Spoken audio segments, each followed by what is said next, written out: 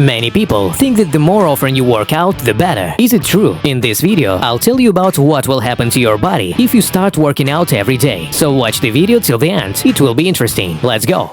Some athletes believe that everyday training is effective and beneficial, as the mass grows faster and the muscles become stronger. If you work out more than 4 times a week, the nervous and skeletal systems will be damaged. The speed of nerve impulses will be low, which will lead to a decrease in the strength of muscle contraction. You will feel a breakdown and psychological fatigue. This can lead to injury and other bad consequences. The claim that too hard and frequent training leads to active muscle growth is a myth. Muscles grow during rest after exercise, and during training, they tense up and require recovery. So you need to work out smartly and without fanaticism 2 to 3 times a week, especially if you are a beginner.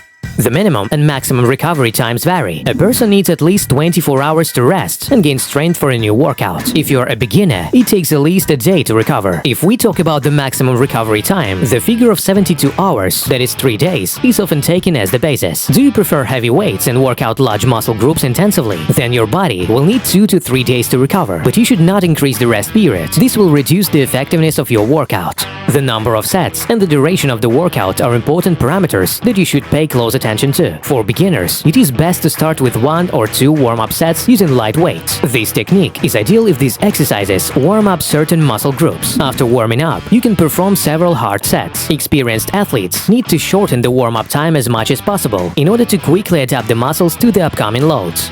The most effective muscle training is possible when the program is selected by the trainer in accordance with the level of training of the person and other factors, gender, age, weight, and so on. The working out of all the muscles of the body is achieved by a combination of cardio loads and strength training. Strength training tones all the muscles and corrects the proportions of the body. Cardio exercises straighten the cardiovascular system and help burn the maximum number of calories. And even though strength exercises don't burn a lot of calories, they can significantly speed up the metabolism.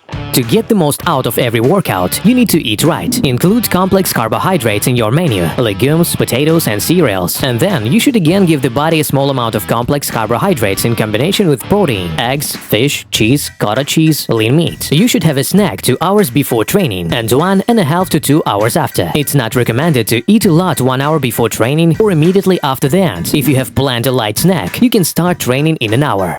The number of workouts per week should be determined in accordance with the initial level of fitness and goals. For most people, 3 to 4 workouts per week is acceptable. During breaks, it is important to give proper rest to the muscles and nervous system. Try to listen to your body so as not to overtrain. If you have set goals and want to train 5 times a week or daily, try it. But you can only do your best at intense loads once or twice a week. Fitness experts advise beginners to train 2 to 3 times a week and focus on a comprehensive working out of all the muscles of the body in each workout. Experienced athletes should work out more frequently, 3 to 5 times a week. In training, they should work out all muscle groups, and the days when the load is more intense alternate with days of rest for recovery.